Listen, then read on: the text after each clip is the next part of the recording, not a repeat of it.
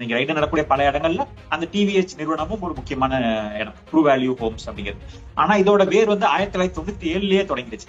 அன்னையில இருந்து தொடங்கி இன்னைக்கு வரைக்கும் பல கோடி ரூபாய் இது பண்ணிட்டு இருக்காங்க அப்படிங்கறத பாக்குறோம். அப்ப வெறும் ஒரு நிறுவனமா பார்த்தா பல நிறுவனங்களா அது வந்து வளர்ந்து நிக்குது அப்படிங்கறத பாக்குறோம். ஆனா அங்க எந்த ஒரு வேலையுமே நடக்காட்டியுமே கூட அதுல வந்து பல பரிவர்த்தனைகள் நடக்குது. என்னன்னா மணி லாண்டரிங், அதாவது அமைச்சரா இருக்கும்போது அந்த துறையில இருக்கக்கூடிய ஊழல் பணத்தை வெள்ளையாக்குறதுக்கு இந்த இதுல போடுறது, இந்த நிறுவனங்கள்ல போட்டு வியாபாரம் நடந்த மாதிரி கணக்கை காட்டி வெள்ளையாக்குறாங்க அப்படிங்கிற ஒரு குற்றச்சாட்டு வருது. இடி ரேடாருக்குள்ள கே நேரு வந்து வளைக்கப்பட்டிருக்கிறார். இது அரசியல் சாயம் பூசலாமா, அரசியல் பின்னணி இருக்குமா, இருக்க வாய்ப்புகள் அதிகமா இருக்கு. அப்ப வந்து மத்திய அரசோட அதிகார வர்க்கம் வந்து இந்த மாநில அரசை தாக்கும். இப்ப இடி வந்து தன்னாட்சியாவே செயல்படுதுன்னு வச்சுட்டாலுமே கூட இன்னைக்கு மத்தியில இருக்கக்கூடிய அரசு அவர்களுக்கு எதிரியா இருக்கக்கூடியவர்களை தான் முதல்ல அட்டாக் பண்ணுவாங்க. அதெல்லாம் பார்த்தும் திமுக வந்து பாடம் கத்துக்காம ஊழலை தொடர்ந்து செஞ்சுக்கிட்டே இருக்காங்க. ஏன்னா நாங்க வந்து அனுபவம் மிக்கவர்கள், எங்களுக்கு வந்து நிர்வாகத்துல வந்து ஊழல் செய்யறதுல அதிகமான அனுபவம் இருக்கு, பல ஆண்டுகள் இந்த மண்ணை ஆட்சி செஞ்சிருக்கோம், அதனால கை தேர்ந்து நாங்க வந்து ஆதாரம் இல்லாம செய்வோம், ஆதாரமே இருந்தாலும் அதை வந்து எங்களால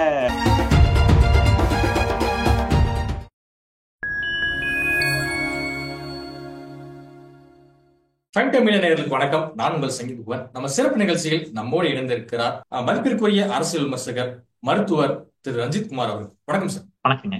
எப்படி சார் இருக்கீங்க? நலமா இருக்கேன், நீங்க எப்படி இருக்கீங்க?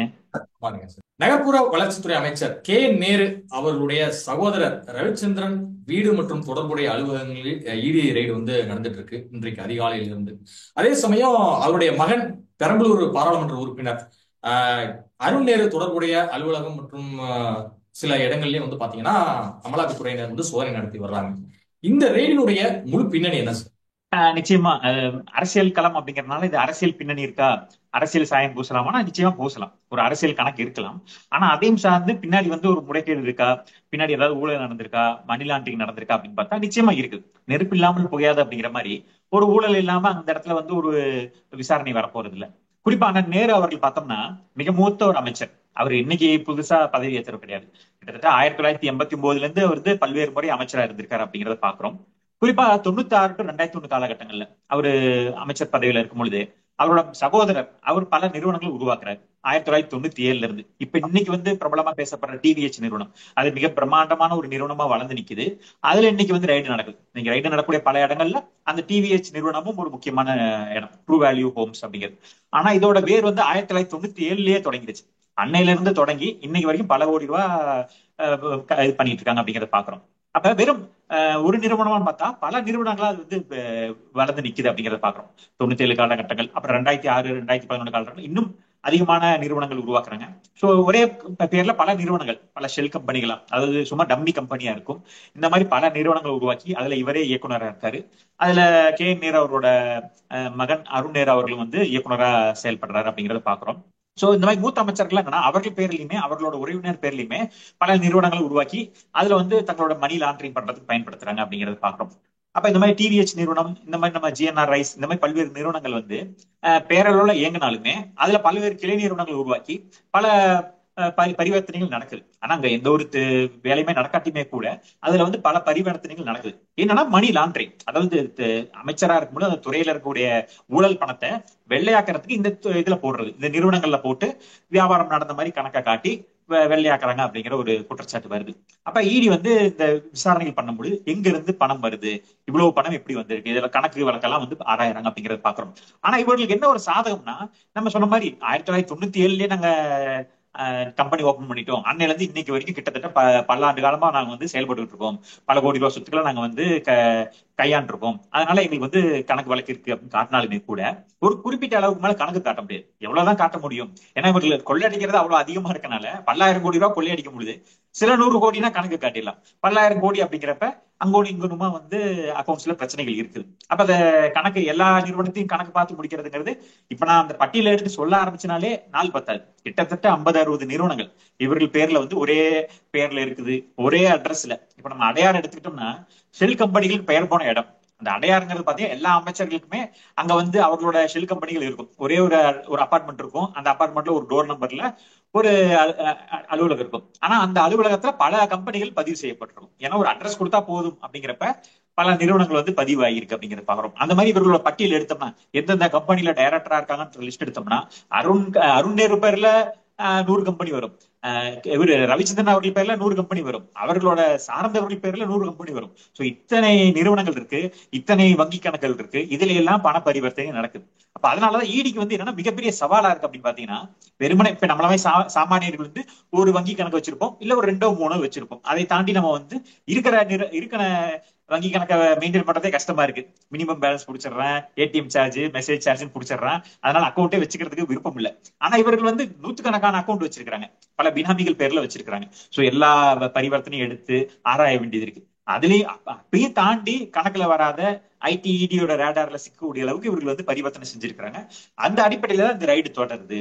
அதே மாதிரி இது 2018 நீட்சி. 2018 ரைடு பண்ணாங்க. அப்ப பல கோடி ரூபாய் சொத்துக்கள் வந்து கிடைச்சது, பல கிலோ தங்கங்கள் கிடைச்சது, அந்த மாதிரி பல்வேறு விஷயங்கள் ஆதாரங்கள் கிடைச்சது ஒரு அடிப்படையில அதோட நீட்சியா இன்னைக்கு அந்த ரைடு வந்து நிக்குது அப்படிங்கறத பாக்குறோம். அதேவே நம்ம சொல்ல முடியுது, சொன்னீங்க நகர்ப்புறத்துறை அமைச்சர் அப்படின்னு. அப்ப இந்த நகர்ப்புற உட்கட்டமைப்புல பல கோடி ரூபாய் முறைகேடு நடக்குது. குறிப்பா பார்த்தோம்னா மாநகராட்சி, சென்னை மாநகராட்சியிலேயே பார்த்தோம்னா கழிவறைகள் டெண்டர்ல ஊழல் நடக்குது அப்படிங்கறத நம்ம பார்த்தோம். அது பெரிய பேசு பொருளாயிட்டு இருக்குது. இப்ப வந்து இந்த மணல் கொள்ளை வந்து ஏற்கனவே ஒரு ரைடு நடந்து அதுல 10,000 கோடி ரூபாய் வந்து ஊழல் நடந்திருக்கு அப்படிங்கிற குற்றச்சாட்டு வைக்கப்பட்டது. அப்ப அந்த மணல் கொள்ளைக்கும் நகராட்சி மேம்பாட்டுக்கும் என்ன ஒரு தொடர்புனா, இந்த மணலை கொள்ளை அடிக்கும் பொழுது ஊழல் பண்ணாங்க ஒரு ஒரு வகை, அந்த கொள்ளையடிச்ச மணலை வியாபாரம் பண்ணதுல ஒரு ஊழல். அதாவது சென்னை மாநகராட்சிக்கு குடிநீர் திட்டம் கொண்டு வராங்க, கடல் நீரை குடிநீராக்கிற திட்டம். அது மாநகராட்சியோட துறையில வருது, மாநகராட்சி நிர்வாகத்தோட. அப்ப அவர்கள் வந்து என்னன்னா அதுக்கு வந்து 2 லட்சம் மெட்ரிக் டன் வந்து மணல் தேவைப்படுது அப்படின்னு ஒரு கணக்கு கேட்பாங்க. அதை வந்து மணல் மாஃபியான்னு சொல்லப்படக்கூடிய நம்ம வந்து மும்மூர்த்திகள், இந்த மணல் கரிகாலன், இந்த மாதிரி 3 பேர் இருக்காங்க. அந்த 3 பேர்கிட்ட இருந்து தான் மணலை பர்ச்சேஸ் பண்றாங்க. ஆமா, அவங்கள்ட்ட இருந்து எடுக்கிறாங்க. மணல் ராமச்சந்திரன், மணல் கரிகாலன் இவங்க எல்லாம் இருக்காங்களே, இவங்கள்ட்ட தான் அந்த மணலை வந்து டெண்டர் எடுக்கிறாங்க. அதுல பல கோடி ரூபாய் முறைகேடு நடக்குது, அதிகமான விலை கொடுத்து எடுக்கிறாங்க. இன்னொன்னு 1 லட்சம் மெட்ரிக் டன் வாங்கிட்டு 2 லட்சம் வாங்கினதா கணக்கு எழுதிக்கிறாங்க. அந்த மீதி இருக்க 1 லட்சம் டன்னை வந்து அவர்கள் வந்து வெளியில வந்து கள்ள மார்க்கெட்ல, கள்ளச்சந்தையில அதிக விலைக்கு விற்கிறாங்க. அதுல ஒரு கமிஷன் கிடைக்குது. இப்படிதான் வந்து குற்றச்சாட்டுகள் வந்து தொடர்ந்து போகுது. இடி வந்து இதனாலதான் அதிகமா மணல் எடுத்தாங்கன்னு சொல்லி அதை கண்டுக்காத கலெக்டர்களுக்கு சம்மன் கொடுத்தாங்க, அதை வித்ததுல வந்து முறைகேடு இடி வந்து அதை விசாரிச்சுட்டு இருக்காங்க. சோ இது வந்து ஒரு வெப் மாதிரி, ஒரு சிலந்தி வலை மாதிரி ஒரு இடத்துல தொடங்கி இன்னொரு இடத்துல முடியுது அப்படிங்கறத பாக்குறோம். சோ கனிம வளத்துறை அமைச்சர் இருந்து எடுத்து நகர்ப்புற வளர்ச்சித்துறை அமைச்சர்கிட்ட வந்து நிக்குது அப்படிங்கறத பாக்குறோம். சோ அதோட தொடர்ச்சியா அங்க கொள்ளையடிக்கப்பட்ட பணம் எங்க போச்சு, அப்ப அது மணி லாண்டரிங் ஆயிருக்கு. இந்த டிவிஎச் நிறுவனம், இந்த ஜிஎன்ஆர் ரைஸ் நிறுவனம், இந்த மாதிரி பல்வேறு நிறுவனங்கள் இருக்கு. பல இடங்கள்ல இவர்களோட பினாமிகள் இருக்காங்க. அதனால 10க்கும் மேற்பட்ட இடங்கள்ல ஒரே நேரத்துல ரைடு செய்யறாங்க. அப்படின்னா ஈடிக்கு ஒரு வலுவான ஆதாரம் கிடைச்சிருக்கு. ஏன்னா திடீர்னு போயிட்டு ஒரு இடத்துல சோதனை செய்ய முடியாது. அப்ப இவர்களோட அசோசியேட் எல்லாத்தையும் கண்காணிச்சு அவர்களோட எல்லா இடத்துலயும் ஒரே நேரத்துல ரைடு செய்யறாங்க அப்படிங்கறத நம்ம பார்க்கலாம். ஏற்கனவே திமுக அமைச்சர்கள் செந்தில் பாலாஜி, ஏவாவேலு, பொன்முடி, துரைமுருகன் மகன் கதிரானந்த் ஆகியோர் உள்ளிட்டோர் வீடுகள்ல வந்து பாத்தீங்கன்னா இடி ஐடி எல்லாமே உள்ள போனாங்க, பயங்கரமா சோதனை நடத்தினாங்க. சில டாக்குமெண்ட்ஸ் எல்லாம் கிடைச்சதா கூட ஒரு தகவல் எல்லாம் வந்து இருக்கு. அதுக்கு அடுத்ததாக திமுகவின் கஜானா என்று அழைக்கப்படுகிற ஜெகத் ரட்சகன் அவர் தொடர்புடைய கல்லூரிகள் மற்றும் அலுவலகங்களில் வந்து பல சோதனை நடந்துச்சு. இப்ப டாஸ்மாக் விவகாரத்திலும் கூட அவர் சார்ந்த நிறுவனத்துல கூட சோதனை வந்து நடத்தினாங்க.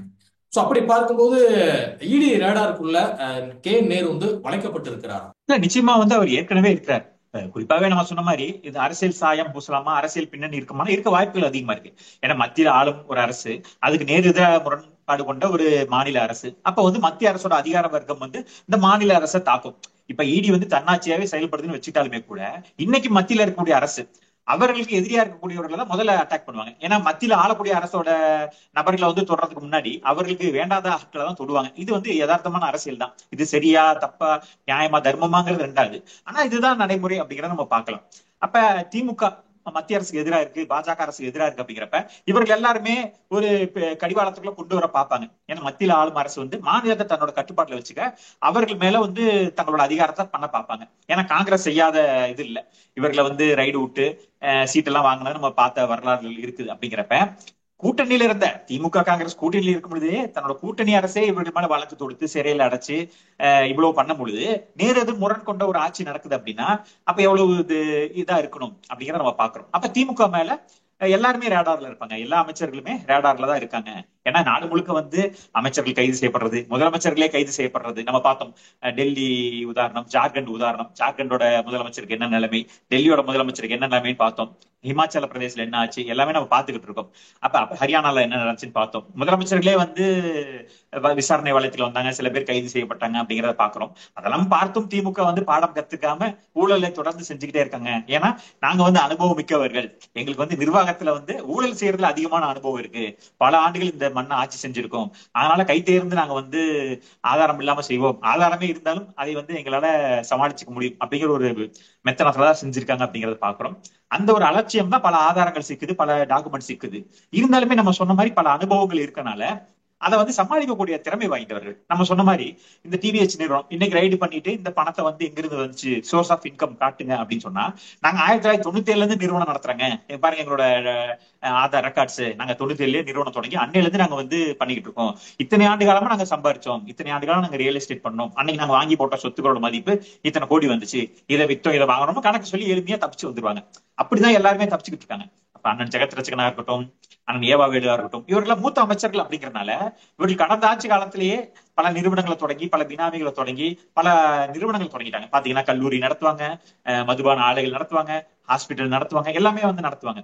இப்ப இது வந்து பணம் புழங்கக்கூடிய இடம். இப்ப இத்தனை இத்தனை பேரை படிச்சிருக்காங்க, இத்தனை பேர் கட்டணம் கட்டியிருக்காங்க அப்படின்னா, அவர்கள் கட்டணம் 1000 ரூபாய், இவர்கள் 10,000 ரூபாய் கணக்கு எழுதி நாங்க வந்து இவ்வளவு வசூல் பண்ணிருக்கோம், இவ்வளவு வருமானம் பண்ணிருக்கோம் அப்படின்னு எழுதிட்டு போயிட்டே இருப்பாங்க. சோ கணக்கு காட்ட இவர்களுக்கு ஏதுவாக இருக்கும். அதனாலதான் இந்த நிறுவனங்கள் தொடங்குறாங்க. இவர்கள் கல்வியில கை வச்சதோ, மருத்துவத்தில் கை வச்சதோ, சம்பாதிக்கிறதையும் தாண்டி இவர்களோட பணத்தை மணி லாண்டரிங் பண்றதுக்கு தான். அப்ப சேவை செய்யறதுக்காக இல்ல. கல்வி நிறுவனங்கள் தொடங்கி மக்களுக்கு சேவை செஞ்சாங்களான்னா கிடையாது. அது தனியார் கல்வி நிறுவனங்கள் அதுலயும் கொள்ளையடிக்கிறாங்க, அதுல இவர்களோட பணத்தையும் வெள்ளையாக்குறாங்க அப்படிங்கறத நம்ம பாக்குறோம். நேரு வந்து இடி ரேடாரில் சிக்கி இருப்பது திமுக தலைமைக்கு ஒரு சங்கடமான ஒரு நிலைமையை ஏற்படுத்தி இருக்கா தற்போதைய சூழல்? இல்ல சங்கடம் சொன்னாலுமே திமுக வந்து அதை சாதுரியமா கையாண்டுக்கிறாங்க. குறிப்பா பார்த்தோம்னா ஆட்சிக்கு வந்ததுமே வந்து பல திட்டங்களை செயல்படுத்தாம இருந்தாங்க. காரணம் கேட்டா அதிமுக 10 ஆண்டுகளா எல்லாத்தையும் கஜானாவை காலி பண்ணிட்டு போயிட்டாங்க, அதனால நிதி நெருக்கடின்னு சொல்லி அதிமுக மேல கொஞ்ச நாள் பழி போட்டாங்க. அப்புறம் அது போர் அடிச்சிருச்சு, மக்கள் வந்து அவர்கள் ஆட்சியை விட்டு போயிட்டாங்க, அதுக்கு தான் நாங்க தண்டனை கொடுத்து அவர்கள் அனுப்பிட்டோம், நீங்க என்ன செய்றீங்கன்னு கேள்வி கேட்க ஆரம்பிச்சதுமே இப்ப யார் மேல பழிய போடலான்னு மத்திய அரசு மேல பழி போட ஆரம்பிச்சாங்க. மத்திய அரசு நிதி கொடுக்கல, மத்திய அரசு ஒத்துழைப்பு கொடுக்கல, ஆளுநர் கையெழுத்து போடலைங்கிற குற்றச்சாட்டை வச்சுக்கிட்டு இருந்தாங்க. குறிப்பா பார்த்தோம்னா இப்ப கூட பாத்தீங்கன்னா இந்த மும்மொழி கொள்கை பிரச்சனை, பிஎம் ஸ்ரீ ஸ்கூலை வந்து ஏத்துக்கல, 2000 கோடி ரூபாய் தரமாட்டோம் மத்திய அரசு வந்து சொல்லிருச்சு. மத்திய அரசோட சிக்கல் என்னன்னா அவர்களுக்கு கொஞ்சம் சில விஷயங்கள் கராரா இருக்கிறது பிரச்சனையா போய் முடியுது. உதாரணத்துக்கு பள்ளி கல்வித்துறை, அதுல வந்து 50,000 கோடி ரூபாய் பட்ஜெட்டுங்க, கிட்டத்தட்ட 44,000 48,000 கோடி ரூபாய் வந்து பட்ஜெட் போடுறாங்க ஆண்டு ஒண்ணுக்கு. ஆனா அந்த 48,000 கோடி ரூபாயில செய்ய முடியாத திட்டங்களை இந்த 2,000 கோடி ரூபாய் வராதனாலதான் செய்ய முடியல அப்படிங்கிற ஒரு பிம்பத்தை கட்டமைச்சிடுறாங்க. இப்ப மத்திய அரசும் வந்து ஒரு எதேச்ச அதிகாரத்தோட, ஒரு அதிகாரத்தோரணையோட நீங்க இந்த திட்டத்தை அமல்படுத்தினாதான் கொடுப்போம் அப்படின்னு ஒரு வார்த்தை சொல்லிட்டு போயிடுறாங்க. ஆனா இவர்கள் என்ன சொல்றாங்க, மத்திய அரசு நிதி தரல, 2,000 கோடி ரூபாய் வராதனால ஸ்தம்பிச்சு போயிட்டோம் அப்படிங்கிறாங்க. அப்ப நமக்கு என்ன ஒரு பிம்பம் ஏற்படுது, ஓ இதனாலதான் பள்ளி கல்வித்துறை சீரழிஞ்சு கிடக்குதா, இதனாலதான் வந்து உட்கட்டமைப்பு நடக்கலையா, இதனாலதான் பள்ளியில வந்து மாணவிகள் வந்து பாலியல் சீண்டலுக்கு ஆளாகிறாங்களா, இதனாலதான் கழிவறைகளை வந்து மாணவர்களை சுத்தம் பண்ண வைக்கிறாங்களா, இதனாலதான் மேல்நிலை தொட்டிகளை வந்து மாணவர்களை வச்சு சுத்தம் பண்ண வைக்கிறாங்களா, வகுப்பறைகளை கூட்ட வைக்கிறாங்களா, ஒருவேளை மத்திய அரசு காசு கொடுத்திருந்தா எங்க மாணவர்கள் வந்து நல்லா இருந்திருப்பாங்களோ அப்படிங்கிற ஒரு பிம்பத்தை உருவாக்குறாங்க. ஆனா பார்த்தோம்னா இந்த 48,000 கோடி ரூபாய் என்ன செஞ்சாங்கன்னு தெரியல, அந்த பணத்தெல்லாமும் ஊழல் செஞ்சு மணி லாண்டரிங் பண்றாங்க அப்படிங்கறத பாக்குறோம். இந்த மாதிரி ஒவ்வொரு திட்டத்திலுமே இப்ப பணம் கேட்கறதே வந்து ஊழல் பணம் தான். ஏன்னா இப்ப ஒரு அதிகமான நிதி வந்து அதிகமா ஊழல் பண்ணலாம் அப்படிங்கிறதுக்காக இவர்களோட ஆதங்கத்தை காட்டுறாங்களே தவிர, நிதி வரல மக்களுக்கு நல்லது செய்ய முடியுங்கிறதுல இவரோட கவலையே கிடையாது. ஏன்னா 10,000 கோடி ரூபாய் வந்து தாழ்த்தப்பட்டவருக்கான அந்த நிதியை வந்து திருப்பி அனுப்பிச்சிட்டாங்க தேவையில்லைங்கிற மாதிரி. அப்புறம் இப்ப வந்து என்ன சொல்றாங்க, நிதி கொடுக்கலங்கிறாங்க. ஏன்னா மத்திய அரசு ஒரு நிதி கொடுக்கும், அதை சரியா பயன்படுத்தாட்டி அந்த நிதி திருப்பி போனா வேற திட்டத்துக்கு அதை கொடுப்பாங்க. அப்படிதான் வந்து இருக்கக்கூடிய சிஸ்டம். அப்ப இவர்கள் வந்து எல்லாத்தையுமே பழி போட்டு தப்பிச்சுக்கிட்டு இருக்காங்க. அந்த அடிப்படையில திமுக வந்து இதையுமே வந்து ஈஸியா மடைமாத்திடுவாங்க. மத்திய அரசு வந்து எங்களை வந்து கால் புணர்ச்சியோட பாக்குறாங்க, எங்களுக்கு எதிராக இருக்கனால எங்களை வந்து குரலை நசுக்க பாக்குறாங்க, நாங்க சுய உரிமை பேசுறோம், மக்களுக்கான நலம் பேசுறோம், அதனால எங்களை ரைடு பண்றாங்கன்ட்டு பழிய போட்டுருவாங்க. அந்த அடிப்படையில தான் இந்த ரைடை வந்து இவர்கள் சமாளிச்சுக்கிட்டு இருக்காங்க.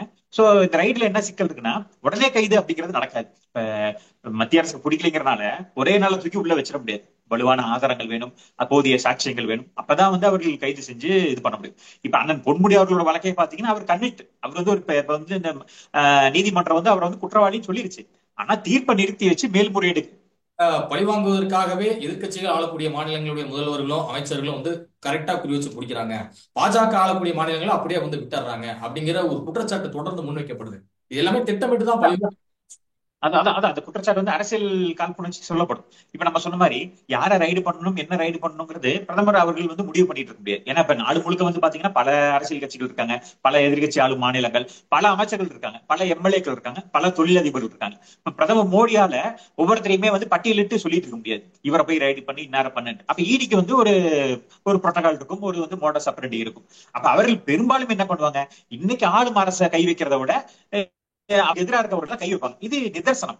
அதான் நம்ம சொன்ன மாதிரி சரியா தவறா ஏன் செய்யலைங்கிறது கேள்வி எழுப்பலாம். ஆனா அதுல நம்ம ஆராய்ச்சி பார்த்தோம்னா பாஜக ஆதரவான சில பேர் மேலேயும் ரைடு நடந்திருக்கும். இப்ப சமீபத்துல பார்த்தோம்னா அண்ணாமலை அவர்களோட மச்சா மேல ரைடு நடந்துச்சுங்கிற ஒரு விஷயமெல்லாம் கூட செய்தியெல்லாம் கூட வந்துச்சு. இந்த மாதிரி பல இருக்கும். ஒரு மணல் கொள்ளையில வந்து பாஜக அலுவலகம் வரைக்கும் அந்த ரைடு போச்சு அப்படிங்கறதெல்லாமும் போகும். அப்ப அது வந்து ஒரு நூல் பிடிச்சு போவாங்க. இப்போ ஒரு ஒரு குற்றச்சாட்டு வருதுன்னா அந்த குற்றச்சாட்டின் அடிப்படையில தேடி போவாங்க. இப்ப மணல் கொள்ளை அது பெரிய பேசு பொருளாச்சு. அங்க போய் விசாரிக்கும் பொழுது அந்த துறை சார்ந்து அந்த அமைச்சர், அந்த அமைச்சரோட மகன், அவர்களோட உறவினர்கள், அப்புறம் அங்க இருந்து வரும்பொழுது நம்ம சொன்ன மாதிரி மணலை கொள்ளையடிச்சு இங்க கொண்டு போயிருக்கிறாங்க. இந்த